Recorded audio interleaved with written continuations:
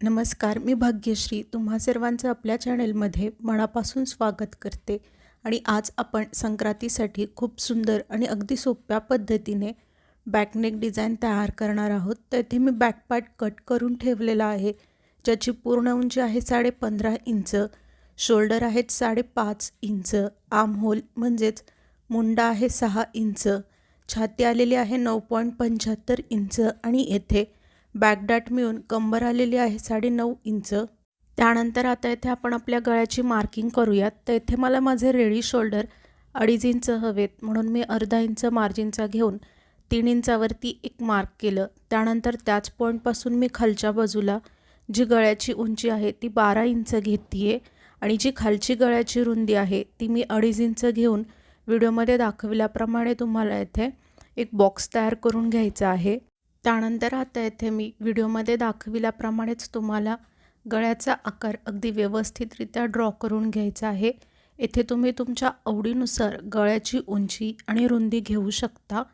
इथे बघा, मी खालच्या बाजूने वरच्या साईडला 1.5 इंच घेऊन मग एक तिरकस लाईन ड्रॉ केलेली आहे आणि मी जो हा चौकोन दिसतो ना त्याच्या बाहेरील बाजूस 1 इंच घेऊन मग गळ्याचा आकार ड्रॉ करून घेतलेला आहे. इथे मी याकरिता सांगितलं की जे अगदी नवीन शिकणारे असतात त्यांना पटकन लक्षात येत नाही की गळ्याचा आकार कसा ड्रॉ करायचा, त्याकरिता.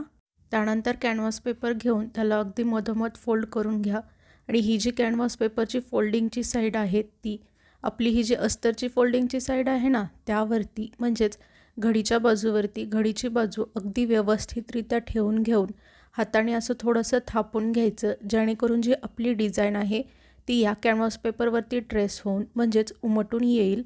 इथे बघा, ती तुम्हाला ठळकपणे दिसून यावी याकरिता मी त्याला स्केच पेनने डार्क करून घेतलेलं आहे.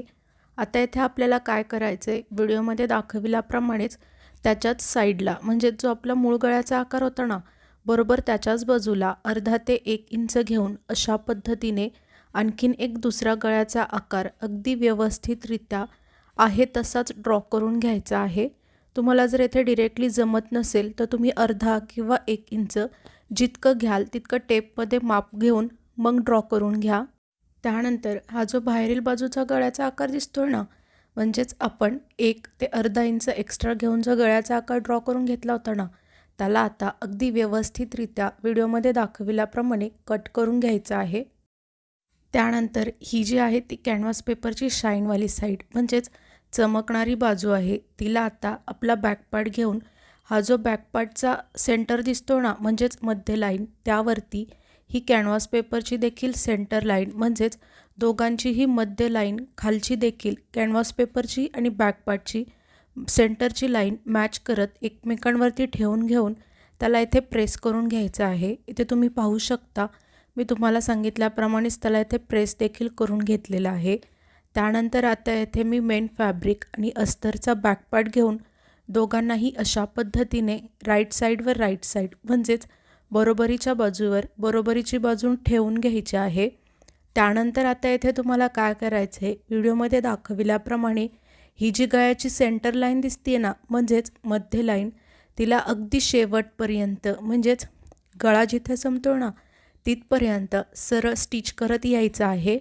इथे शेवटी आल्यानंतर नीडल म्हणजेच सुईला आतील बाजूस तशीच ठेवून फक्त हा जो आपला बॅक पार्ट आहे त्याला फिरवून घेऊन मग जसा आपल्या गळ्याचा आकार दिसतोय त्याच आकारात अगदी व्यवस्थितरित्या त्याला इथे स्टिच करून घ्यायचा आहे. इथे स्टिच करत असताना हा जो दुसरा परत कॉर्नर आलेला आहे ना तेथे देखील नीडल म्हणजेच सुईला आतील बाजूस तशीच ठेवून घेऊन मग फक्त बॅक पार्टला फिरवत पुन्हा जसा आपला गळ्याचा आकार आपण ड्रॉ केला आहे त्यावरती फक्त स्टिच करत जायचं आहे. सेम तुम्हाला याच पद्धतीने जी हे आपली दुसरी साईड दिसते ना गळ्याची तेथे देखील संपूर्ण गळ्याला अगदी व्यवस्थितरित्या स्टिच करून घ्यायचं आहे.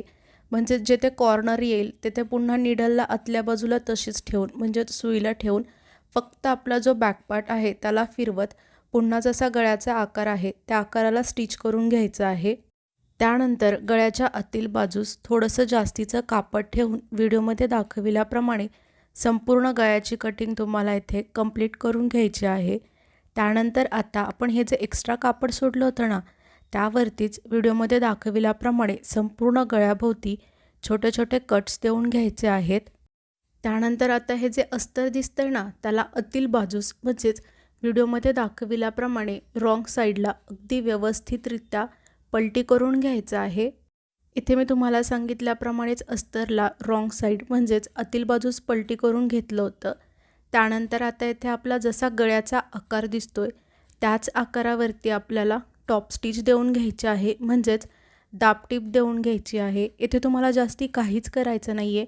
जसा आपला गळ्याचा आकार दिसतोय त्याच आकारात संपूर्ण गळ्याची स्टिचिंग कंप्लीट करून घ्यायची आहे. इथे देखील सेम मी हेच सांगेल, जेथे आपले कॉर्नर येत आहेत ना स्टिच करत असताना, तेथे नीडल म्हणजेच सुईला आतील बाजूस तशीच ठेवून घेऊन फक्त जो आपला बॅक पार्ट आहे त्याला फिरवत मग पुन्हा जसा आपल्या गळ्याचा आकार आहे त्याच आकारात कंटिन्यू त्याला स्टिच करून घ्यायचं आहे. असं जर स्टिच केलं तर आपले कॉर्नर एकदम लास्टला जेव्हा डिझाईन रेडी होईल तेव्हा खूप सुंदर आणि एकदम ॲक्युरेट दिसून येतील. त्यानंतर हा जो आहे तो फॅब्रिक ग्लू आहे आणि त्याला अशा पद्धतीने अस्तरच्या चारही बाजूला लावून घेऊन व्हिडिओमध्ये दाखविल्याप्रमाणे जे मेन फॅब्रिक आहे ते यावरती स्टिक करून घ्यायचं आहे.